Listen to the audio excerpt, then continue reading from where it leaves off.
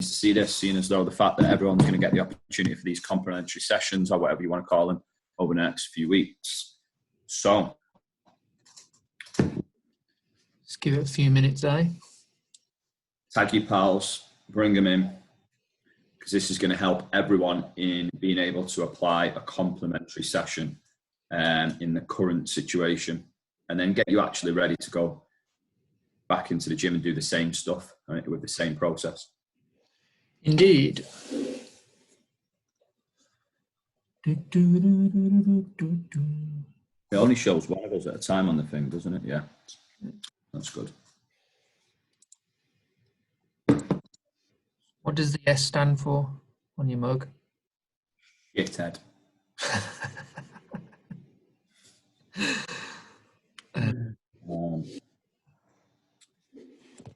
What? What else? Sloth. I feel like that. Sloth. This morning, it's the first morning I've not got up and trained before I've started work, and I feel fucking horrible for it. Really?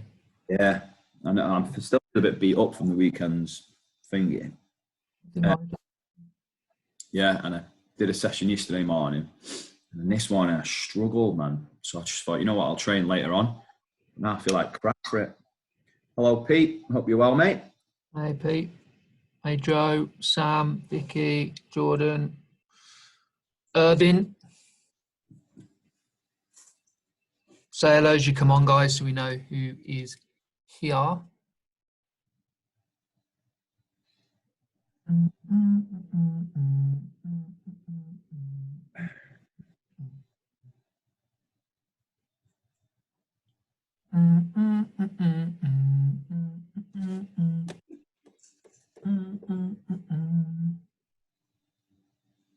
Right, kick on. Yes, let's. Right, this is going to be back and forth a little bit, as usual. So, obviously, we put stuff together to kind of give you some, I guess, some structure to how you would go about this. So, give me some context behind what's happening next week. So, fingers crossed, the opt-in to be available for these complimentary sessions is going to be 5 o'clock today. So if you haven't done it and you want to do it, you've got to fill in the opt-in by the Monkey Survey link. So we know basically to turn on your profile on the website. If you don't opt in, then it won't get turned on. Simple as that. So very important that you do that if you're wanting to be a part of this opportunity. That is the first thing. The second thing is the email will probably go out kind of early-ish next week. We'll let you know when that's gone. Basically, it's just dependent on us going in and selecting your profile, which sounds very simple, but it's very, very long-winded because we've got to do it individually per person. So as soon as we get that done, hopefully early next week, that'll coincide with kind of payday with people. So hopefully you'll start to then receive some emails from people. So let's kick on, get rid of that. So the process. So obviously you're going to get people emailing you to obviously ask for complimentary session, a free session. So there's a few things that we put down here that will coincide with a bit of a process to consider. And we've just gone off the back of essentially how we would go about it. And also what we've noticed where things are missing, which will really help you guys out when onboarding people and also converting people into your business. So first of all is having an automated response on your email. That is really, really, really, really important. I can't stress how important that can be and how much of a difference that can make. And we're going to go through a couple of how-tos to set that up on Gmail and Outlook, which our friend Mr. Tom Wilson has done. We're then going to go through a pre-consult, follow-up, booking, the actual session, a bit of a breakdown on how to potentially run that, how to present, or a couple of different options of how you could present a service, whether it be at the end of the session or whether that be through a post-session email and follow-up call. So there's 5 things we're going to go through essentially, without me kind of battering on about that. Anything you want to add on to that, Anthony? No, just continue, Nicholas. Hello, everyone. Everyone's saying morning now, so morning. And apart from saying morning and hello, everyone, no, you continue, Nicholas. Oh, thank you very much. Fantastic job of the agenda there. Brilliant. Superb job. You continue. So, first of all, again, I'm not going to go through this in loads of detail. I am recording this. I remembered to record it today. And this will be available on my PT Zone if you want to go back and pause it and apply these things. But essentially, that is how you would set up an automated reply from through Outlook. So if you've got an Outlook email account, most email accounts have got this functionality in there. You might have to search around for it. Most of the time it's in settings, but incredibly important to have on. Like, you haven't got the opportunity to give people time in this regard. So your responses have to be immediate. Otherwise they'll probably just go to the next person or the next person or the next person on the list. So this is a really key thing that we wanted to kind of bring up. And if you're sitting there thinking, well, you know, I'm pretty quick with emails, they go to my phone, it doesn't matter. Like, you've got to have this in place. You've got to have this in place, in my opinion. So bits and pieces of how to set up via Outlook, as you can see there. You can set it up for inside your organization or outside your organization. So essentially people who are on your mailing list or saved on your mailing list, and people who aren't as well. And you can set up 2 different replies to those 2 different groups of people. So your mailing list will probably be your current clients, and your people outside of your organization will probably be the people that are emailing you from this opt-in. And here is another one. Majority of people, I think the vast majority of people have got either Gmail or Outlook, which is why we've done these 2, or Tom has. So this is again how you can do the auto response through Gmail as well. So again, I'm not going to go through this. I'm not going to read through that. You can all read and you can all apply that. I'm going to go through a bit of the content of what to include on that. And also your Facebook page as well, which again, hopefully most of you got that. The one thing I would say with this is that obviously I email out to every PT quite often, and I could probably fit on one hand how many auto replies I get. So this is needed. And when you're working in this environment, i.e. virtually, people want speed. Like, people want speed. They're not bought into you. They don't know you yet. And so there's not that kind of buy into you yet. So they're getting offered a complimentary, a free session. So that's what they want. And even though they might be triggered by your profile, which would be great, that doesn't mean that they're just going to wait around for you to get back to them. So that auto response, as I said, is incredibly important. So what to include in the auto response? So first of all, let me move that. First of all, what you want it to say. So first of all, you got to thank them. Like, thanks for inquiring. Really appreciate your email. The second thing I would say is when the time scale of when you're going to get back to them. So thanks very much for your email. Really appreciate your inquiry. I will respond within the next 12 to 24 hours.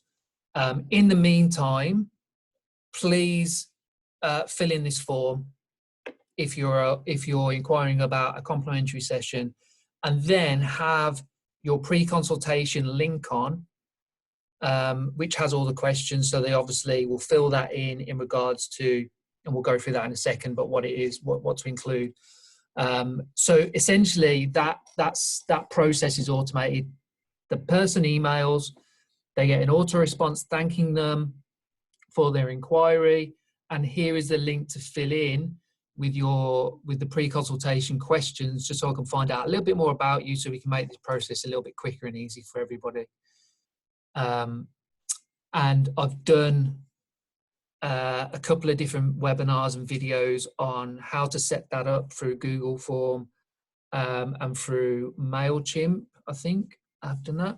And then also an example of the pre-consultation questions, etc., are on my PT Zone, and there's a few webinars flying around in the group as well. So if you need that, my PT Zone is the first port of call. The second one is going to the search bar of Facebook and just type in what you're looking for. If it's pre-consult, if it's Google Form, whatever it is. Want to add anything onto that? And no, the only thing I would add is that if you've now got familiar with something like Calendly, the way I would format your auto response, especially if you're doing it plainly just on this right now, because you know the only online inquiries you're going to get are through this, is that I would give that brief thank you. I would obviously attach that pre-consult link that Nick's just said. I'd maybe give a bit of a brief background of what it's going to look like. So just to let you know, if you fill in this form, it gives me a bit of an insight into you. So I'm not just generalizing what I'm offering to you on the day. This also helps me us just have a 10, 15 minute chat before the session, and I can tailor that chat towards you, your needs, your wants, your goals, all of that type of stuff, and gives me a level of understanding of you, just so they don't feel like, oh God, I've got to fill this form in before I start, and it might put them off. So give them I suppose, a soft approach and a big understanding to what they're going to get off the back of filling that form out and why it's there. And then the only other thing I'd put into that auto response is potentially, whilst they're there and ready to commit, is a Calendly link as to your available time slots for either a call or the actual session itself. That's the only thing I'd add to that. Cool. Pre-consultation, again, I'm not going to spend loads of time on this because there's loads of resource that we've already done on this particular subject. But just a brief one. Identify questions, so age, gender, email, phone number, their general experience, times available for a quick 15-minute call before the actual session. Why I would probably recommend that more often than not, you don't have to, but more often than not, is these are cold leads at the moment. So they've inquired, so they're a little bit warmed up, but they potentially don't know anything about you and you don't know anything about them. So that quick 15-minute call before the session can really home in like their wants, their needs, their barriers, what's happened during lockdown, why they've been triggered to your particular profile. Just a little bit of kind of information and a little bit of rapport building before the actual session will help you out massively, hugely, when it comes to converting people into your business. So helps break down perception, doesn't it? I think it's mad if PTs just literally have had an inquiry even before all this through Instagram or Facebook, and then they've just booked someone in for a taster session that they don't know, and they've had no chat before. I still think that's weird. Why wouldn't you just have a 15, 20-minute conversation to get to know each other first, to break down perceptions and to make them feel better about the situation? Because they're probably going to feel a little bit conscious about it, especially coming into this situation now where this might have come at a great time for them because they've done nothing for the last 3 or 4 weeks. The gym's been shut. So it's probably come at a great time, but they're probably really demotivated and feeling really self-conscious. So the best thing that you can do right now is make them feel better about who you are first. before going into that session, because it's going to make the whole situation feel tons better. Yeah, definitely, 100%. Their goals.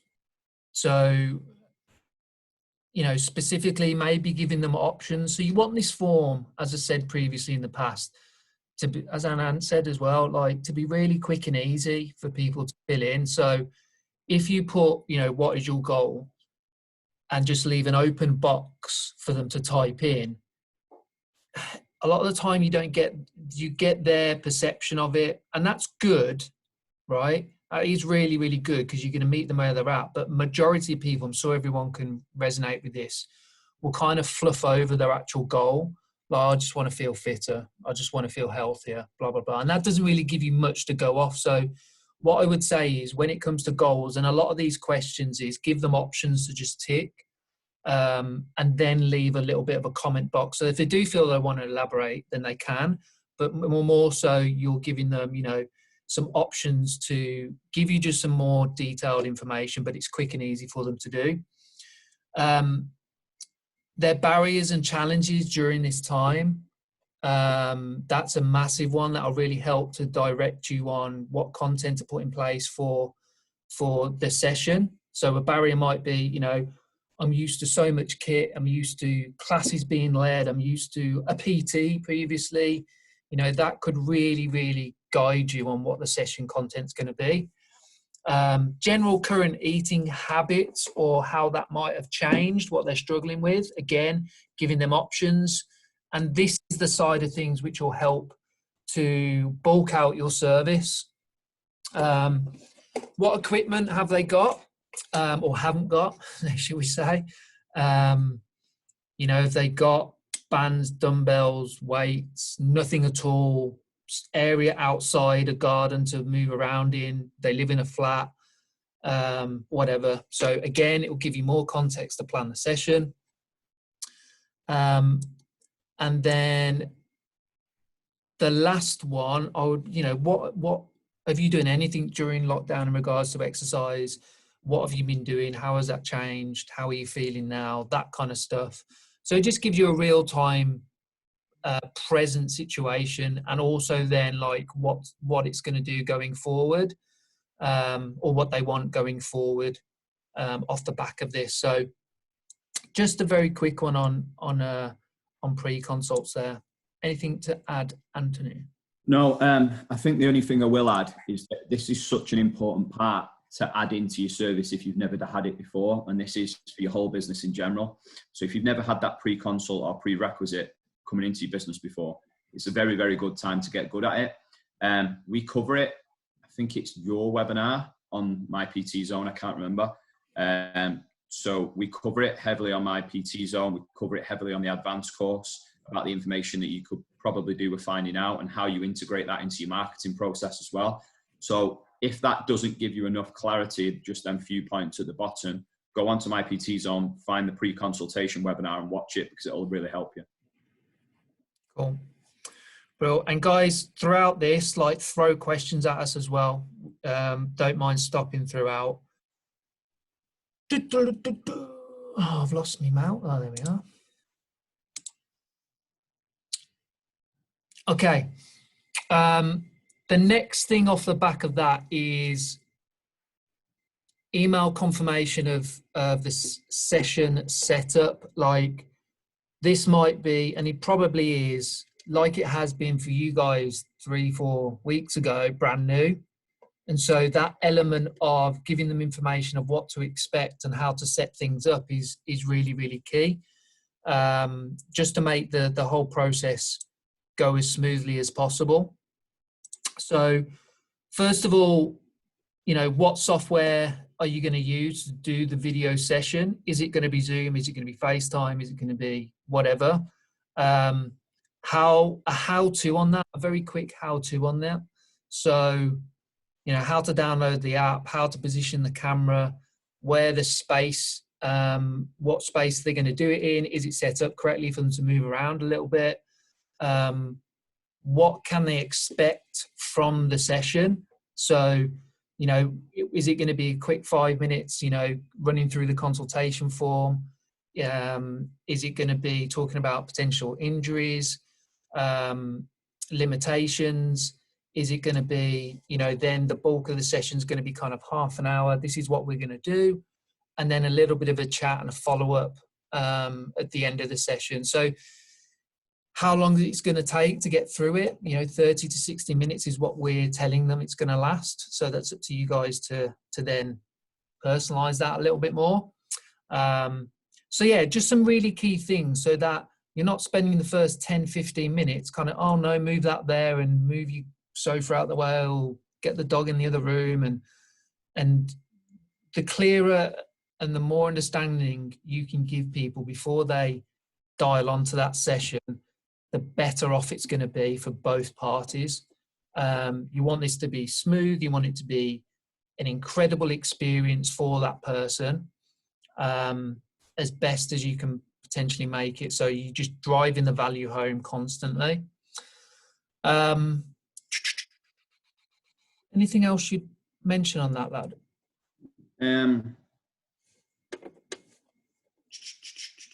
No, a lot of what you deliver will come off the back of the information in the pre-consult and the 15-minute chat beforehand, 15, 20, half an hour. A lot of what you deliver in the session will come off the back of that. I suppose this is more so on the setup of the area and so on. And I'm pretty sure that most people now have trained people virtually and have learned from their mistakes early on. I know I did in my first couple of sessions. My sessions are a lot better now than it was 4 weeks ago, doing them virtually. So no, and just be really conscious of from what you need to say from a health and safety perspective as well, just to make sure you're really clear on that stuff. And what I will also say is get the authorization of the person. And obviously they can decline it, but get the authorization of them to be able to film it, because you don't know how long this will last, whether you'll get 1 lead, 10 leads or none. So if you just get one and record that and that person gives you the authorization, it's a good opportunity for you to show your professionalism in how you're delivering the session and then market that going forward for your business. Excellent. Yeah, it's one thing we didn't mention, wasn't it? Was ParkU. Right. Yeah, so I won't go into this because I've done it before, and there's a webinar on it anyway. Yeah. So if you're not sure, again, about the ParkU, how that's going to work, how to deliver it, what to ask, what to prompt specifically when it comes to virtual and remote coaching, then check out the webinar we've done on that, which goes through everything and gives you an example. And there's another example on my PT Zone in the downloadable resources. So cool. Okay. So this is the bulky bit of it, and this is the cool bit, really. So so we'll take a section each, I reckon. So the session delivery. So as I mentioned before, first couple of minutes. Pete, yes, mate, I can. It is cool, that image, though, isn't it? Fair play to anyone who found that. Or who's done it. Brief run through of the consultation form. So key points of focus. So you want to gain the bulk of the information through that pre-consult process. You can gain a hell of a lot through that and through the phone call. This is why we're saying it's an advantage to do those 2 different stages before you get to this. So that kind of 5-10 minute chat at the beginning is absolutely laser focused on confirming what's about to happen, really dialing in. Now this is really, really key, like really dialing in on what they are wanting. Like it's not about what they need right now, but it's about what they want. So if it's half an hour on abs, if it's showing them how to use a band properly, whatever it is, like that is a really important thing. You have got to be more client-centered than ever during this process. And so really dialing in and getting as much kind of key information how you can deliver that at the beginning is really, really important. If not, if you haven't got that previously, which my aim would be to do that before you even get to that, but it's reconfirmation, any questions, you know, do you need help setting up, blah, blah, blah. Do you want this recording so you can go back over it yourself and I can send you that? That could be another option for you to do. So a really, really key point there. Have some structure to this that you can go off. The only thing I'd add to that as well is that once you've gained that structure and you understand what they want, then make sure you get that down for them to be able to send to them after and put up during. So imagine now that there was a session plan on the screen instead of a slide. So, because from what I found, like whether it's jumps in their Wi-Fi and they freeze or I freeze at some points, it's been really then helpful to have the session up just in case that halfway through I've frozen or they've frozen or whatever, so they can see the session still on the screen and they can just get on with it. And even if you drop out and come back up and so on, they've still got probably longer to have a look at it, read it, absorb it, and then apply it. And then you can kind of get back to it. So I think it's good to have it there visually. And even if it means, I'm probably skipping a few points here, mate, but even if it means, let's say, for example, you do a tricep or a block of exercises, you coach through that 3 or 4 exercises, let them concentrate on that, and then you drop the screen out again, the session plan, and it's just you and them, and you can watch and observe technique and coaching and so on. And then for the next block of 3 or 4, you bring the session plan back up, they rest, they absorb the information, they go back and apply it. I found that to be really helpful, especially over the weekend and so on. So yeah. No, I think that's a brilliant point to bring up. I've done lots of online sessions with my gym and doing some stuff on some rowing and stuff on YouTube, and they always have that up. And I've never remembered any workout, like, you know, when we were doing it on Saturday, your sessions as well, like having that up there, it really, really helps. And also, you know, going back to some of the previous points, you know, it's a better experience. It's just a better delivery. It's a better experience overall, isn't it? And it's that personable side of things, isn't it? In that you've actually, it then looks as though the pre-consult and the chat that you've had before and the communication has gone into something, and you've not just turned up and winged a load of exercises that you threw at them. Like, you've planned for this and you've put it up there and put it out there for them to see. And it's something that you potentially send to them after as well, as part of that. So at the end of the day, listen, let's be really objective here, is to sell at some point at the end of it. And the more that you can over deliver, the better. Yep. I've gone over, so do you want to go over movement assessment and prep? Yeah, so I'd keep this really simple. So all I've done on any type of new client, well, not new client, but anyone who's wanted a bit of help, family, friends, and so on, and I've not seen them move for a bit, I've just got the main key movements. So that might be, we've listed some at the bottom, but that might be a lower body, a press, a pull, a core, a knee dominant exercise, some unilateral work, so you can see them from a single arm perspective. And I've actually got the most basic of them movements. So this is going back to programming again, but let's say, for example, you list a load of lower body movements. One starts at getting up and down from a chair. The next is a chair squat, a controlled box squat, some tempo and heel elevated, like whatever, right? And I'd list them exercises, gain an understanding of where they're at, and I'd start with assessing their movement within them, their kind of limitations, I suppose, with kit and their movement as well. So, for example, on a movement assessment, I'd assess them across all of their movements. So lower body, hip hinge, unilateral, core, all of that. So I'd group, say, 4 or 5 exercises together, and I'd assess their movement from that. And I'd actually use that also to save a bit of time in your scenario. I'd use that from a perspective of a movement preparation as well. So then they've spent 5 or 10 minutes where you've been getting feedback, but actually they've been getting warm with the right movements that they're probably going to do in the same session as well.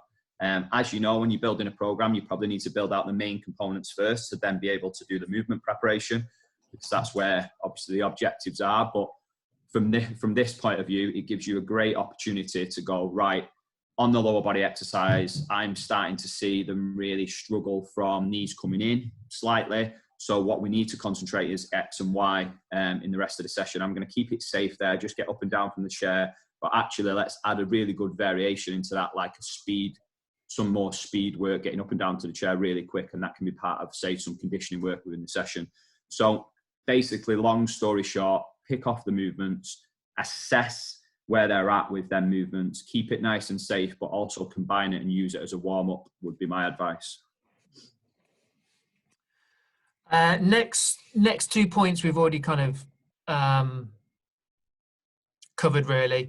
Key points of interest and priority for the prospect. So again, I can't stress how important this is to, you need to deliver what they're wanting. It's an absolute must. You really need to deliver this. And keeping it fun and engaging is, again, one of the most important things, especially at this time when people are just, majority of the time, looking for stuff to do and bored out of their brains. It's another element of why people will come back and see you and why people will buy into your business. It's fun. It's a break from this monotonous staying indoors, going for your one walk a day kind of routine everybody's on. So that fun element and engaging, even if it's like you do small little challenges throughout the workout, or you throw a little twist in there that will make it a little bit competitive, or whatever it is, it's really important. Those two things are kind of drive as much of this programming and delivery as possible. And even when it comes to the assessment side of things, make it interesting, make it a little bit quirky and challenging for them. So it stimulates them a little bit more. So yeah, a couple of key points there. Next one down is, once you've kind of had that assessment and how we'd set this up is, from almost the kit list, or the not so much kit list that people will give you, have predominant exercises like we put down there, like a hip hinge, knee dominant, horizontal press pull, vertical press pull, a couple of different finishes. Draw up a bit of a exercise list of each one of those, with whether it's with bands, whether it's completely body weight, whether they've got an old dumbbell, whatever it is. So you've got a go-to, and you've got some progressions and regressions, so you can almost present that to the guys that are on the call. So that starts to create a bit of autonomy over what they're doing, which will create more buy-in with you. So again, really, really key things that you can add in just to make that experience a lot better, but also have people a part of the experience as well is a really key thing. Anything on? No, the only thing I'll add to that is, it's going to be really, really difficult for you to get to know them well enough in the short space of time that you're going to get to know them into what their personality is like, what they prefer and don't prefer when it comes to home training, because it's obviously going to differ from the gym. So do the groundwork in your pre-consult on likes and dislikes in the home environment and stuff, and the kit available. And then let's say, for example, they've come back and said they've got a couple of dumbbells, then be really, really clever with your programming and go, right, well, if you've got a couple of dumbbells, you can either do a front rack squat with dumbbells there, because I've seen that you move okay now. You could do a goblet squat, you could do a split squat, or you could do some rear elevated heel front squats with a slower tempo. Which one would you like to pick out of them for the main part of your session today, that we're going to do 4 rounds with, combined with a press and a pull? And they might turn around and go, right, well, I'm familiar with a front rack, holding the dumbbells on my shoulders and a front rack squat, so can I go with that one first time round? And because they've, like Nick's just said, because they've been part of building that, they're going to have a really different perception on what personal training is compared to where it was at probably before they met you. Because probably before they met you, they probably thought someone was just going to turn up and be a drill sergeant and tell them to do a shit ton of burpees, when actually, well, hopefully, touch wood, that you guys are equipped with so many more movement selections and so much more knowledge and kind of encouragement and confidence and movement vocab and so on, that it is going to give them a differing workout from what they're seeing on social media right now. because a lot of people will have resisted training because they don't want to do the burpees in the front room and so on, and they still miss their weights, free weights, resistance machines and so on. So if you can really show that skill set off at this point, by giving them selection of exercises, it's going to be huge for you, because you're breaking down perceptions of what personal training is. So no, that's all I'd say. Give as many options as you can. It's back to over delivering, isn't it? Yeah. And then we've just kind of broken down a real simple structure to a mini little session, really. So having the principles of ramp in the warm-up, hip hinge, I think that's probably a huge one, because people are going to be seated a lot more than usual at this time. So mobility, etc., getting stiff, getting aches and pains, you know, around the hip area, lower back is probably going to be quite common, I would have thought. A knee dominant movement, vertical or horizontal press pull, and you could just go in. I forgot to mention something. We mentioned about kind of kit list. You might want to add in another question of, you know, have you got the ability to fill a rucksack full of books, or would you be willing to do that to add some more weight if that's something you want to do? So again, you could factor that in. And then the only other thing I would add in on that is a little bit of a finisher. I think finishers go down really, really, really well in face-to-face coaching, but I think it'll just help kind of give people that feeling they've worked really, really hard. You know, they've got a sweat on, they've really challenged themselves. It could be a short little challenging EMON or AMRAP or whatever you got. I know you guys have got loads of ideas, but I think having that kind of structure will really give them an overall amazing view of what they can actually get from this, and really deliver a huge amount of value, which their perception might not be that currently. So key things there. Hope, and again, guys, any questions as we're going throughout this, just fire them through. All done with that, lad? I think so, yeah. Like, my mind's in overdrive, but you're gonna have such a small amount of time with them, that it's going to be really, really difficult for you to absorb and understand them fully, because it might actually end up being a completely different market than you're currently used to attracting. So they're up against different barriers and they've got different goals. Because I was just sat here listening to Nick then in regards to the hip hinge stuff, and like a lot of people are going to be sat down a hell of a lot. A lot of people have reduced in movement, and therefore hamstrings will be shorter. They probably will be aching more after sessions and so on. So there is elements of that, but it's really, really difficult sometimes to program any type of pulling movements in a bodyweight workout. Like, it can be difficult for a lot of people, and with confidence as well for some people.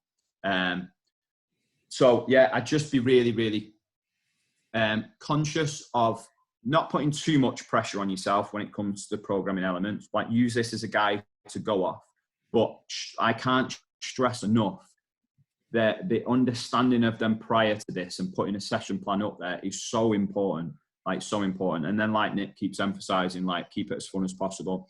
If it means that the finisher, for example, means them running up and down the stairs 10 times as like a ladder finisher, and then bringing different items down as a bit of a laugh, and then they tag you in a post afterwards with all the different items that piled up on the floor. Like, do you know what I mean? Like, it's that type of stuff that right now, that when we talk about differentiating yourself from a coaching level, it's no longer about the qualifications you have from an S&C or from a weightlifting point of view. It's actually, how can I engage people to make this fun and keep them consistent within my business in a really tough environment right now. So yeah, don't overthink it, is what I'm saying.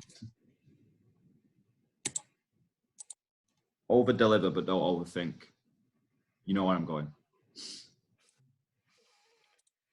Okay, dog.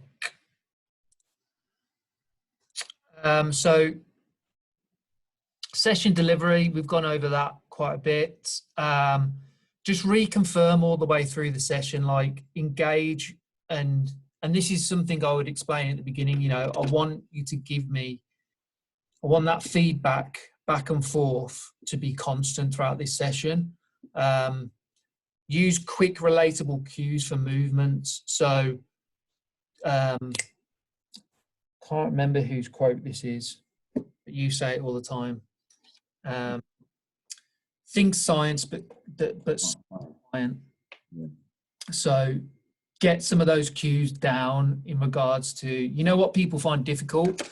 They find difficult, like movement pattern, initiating their hips first and then their knees. You know that, you know, if you say rotation, internal rotation, you know, that's going to go over their head a little bit. So, you know, when it comes to cueing people, like, think really simply and think about relatable things. Like, instead of push your hips back and down, it might be, okay, just imagine that you're going to close the door with your butt and push it. I used one at the weekend, mate, and then when I glanced over and seen people, they were carrying on doing it throughout the whole movement. So in the explanation demonstration, I said, from a hip hinge perspective, what I want you to do is concentrate on karate chopping your hips.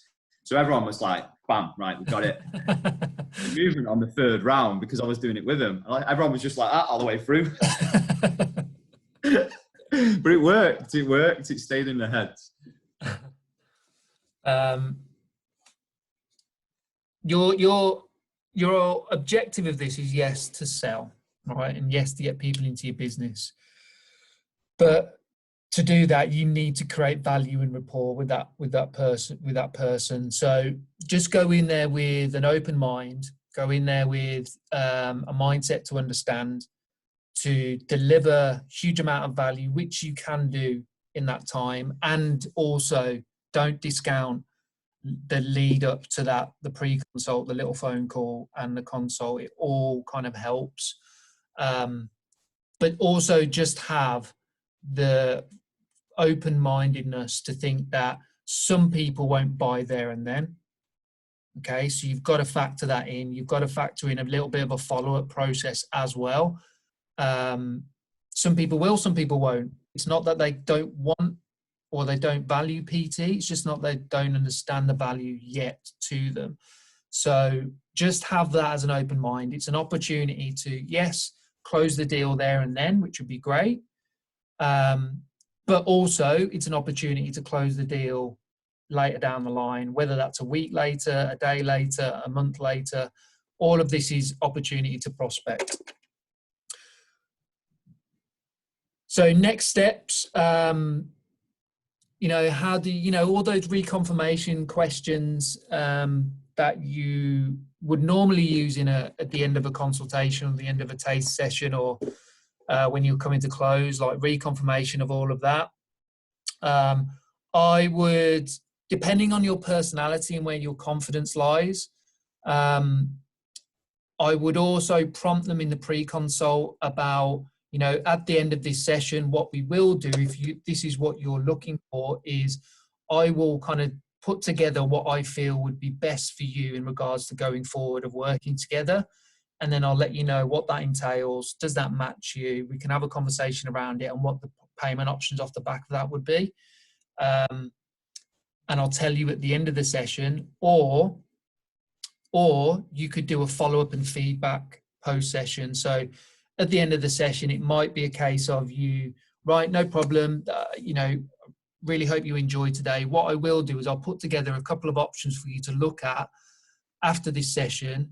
So if you wanted to continue this, or really start on a journey of getting you from where you are now to really getting you to where you want to be in a quicker time frame with lots of support, you know, and overcoming your challenges together, I'll send that within the next 60 minutes, and you can confirm whether that's the right option for you, or you can just stay on my mailing list, you can come into my Facebook group, blah, blah, blah, blah, blah. So all the time you've got options for them to go from, but I think there's two different trainers out there. There'll be one trainer who will be confident in going direct at the end of the session on trying to position the offering, or it'll be, I'm not as confident, so I might leave that to a bit of a follow-up email or phone call. And you guys know where you fit into that. Anything you want to add on to that, lad? I think, like, you know, our thoughts obviously on taster sessions, and when PTs have come in the past and said, why aren't Pure Gym giving us more leads, like from a central location when they were in the gyms, I'd always push back on that and go, what opportunity does that create you without knowing a person, and how would that work for you as a personal trainer? Would it just be a case of getting the lead, booking them in, completing the session and asking them to buy?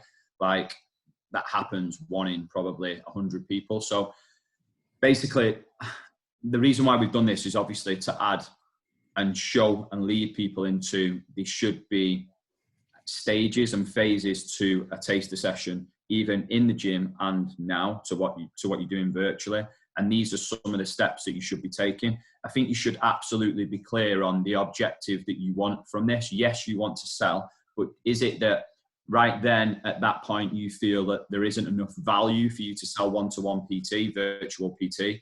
So if that's the case, are you distributing these leads off the back of the session into your group program that you're doing, or into the classes that you're currently offering, a closed group? Are you going to put them there first to warm them a little bit more and then progress them into PT afterwards? I think just have a clear objective. Like if you have an onboarding process into your business, you've now got another layer into that with this here. So make sure that you deliver it and deliver it well in this sense. So have that pre-set up, that pre-consultation, that call, make sure the session is brilliant, make sure they can clearly see your session plan, make sure that your follow-up is even better, and you've got kind of 3 or 4 phases to it. And it might seem a lot of work, but probably long-term it's going to benefit you. Give yourself opportunity to market yourself throughout this as well. Like I said before, like with their authorization, record the sessions, get the feedback, maybe survey them. All of that type of stuff is going to help you as well. But yeah, have a clear objective of where this sits into bringing people into your business and what the next steps will be, because it's a huge leap and always has been from taster session into one-to-one PT. So is it that you put them layers in first of the group program or the classes that you're currently doing to get them involved, or do you just add them to your group so they can gain access to that? There's so many questions off the back of it, but if you over deliver, then you probably stand a better chance of getting a great client further down the line, if not there and then.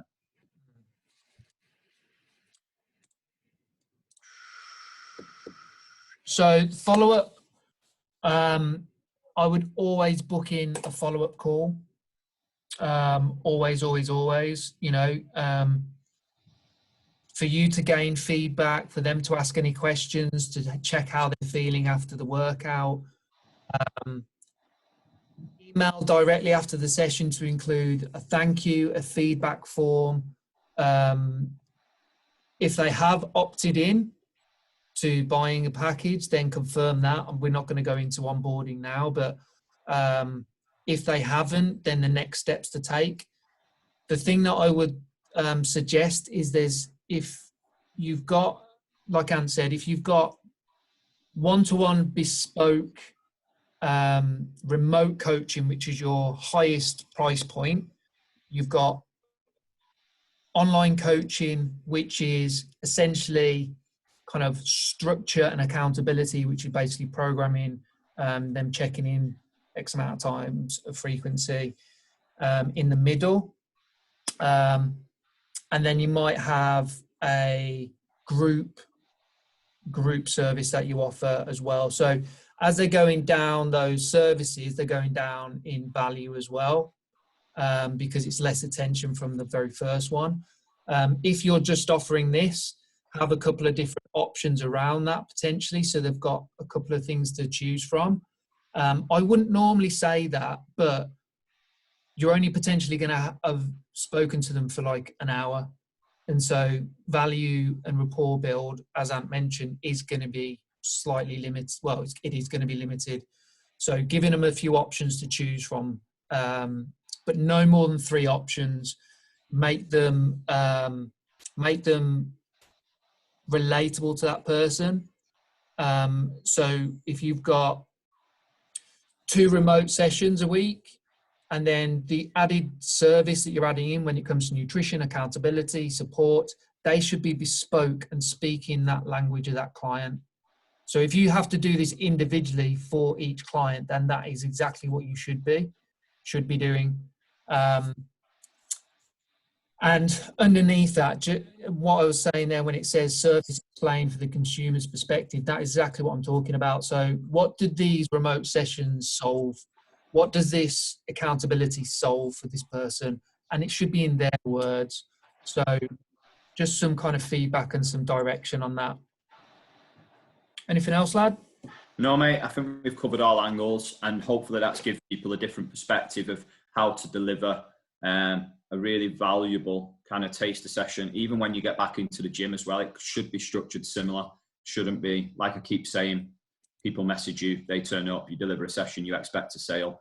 And if you do get the sale, 9 times out of 10, it won't last long anyway. So, no, I think just hopefully that's give people loads more clarity on how to structure that. And will support you 100% going forward as well. Yeah, I don't think there was anything else that I was thinking of then at the end. No. We'll just give some action points for everybody now, but we'll just give them all while we're going through that. If you've got any questions, guys, that you want us to answer for the next kind of 5 minutes, 10 minutes, then ask away, but we'll just give you some action points off the back of this. So there's certainly some resources that everybody should dip into if they need to. The first one is the pre-consult and the consult webinars, how to develop and to structure a PAR-Q pre-consult. All of these are on My PT Zone. The webinars are in the group somewhere. I'm not searching for everybody and tagging them in like I did do yesterday. It took me hours. But My PT Zone, you can find everything there. Calendly, if you haven't got it set up, it probably might be a good option to set that up. And also, if you're yet to set up any type of online or virtual payments through Stripe or through GoCardless or PayPal, then that is something you're going to need to immediately do as well. Summary's done. Question. Would it be a good idea to see the email, what is sent to our members regarding online PT? Yeah, can do, I guess. Just share it in there, huh? In the group. Yeah. Yeah, no drama, lad. It's very generic. We've had to make it very generic, to be fair. So, but when we get it, I'll send it on to you, mate. Any other questions?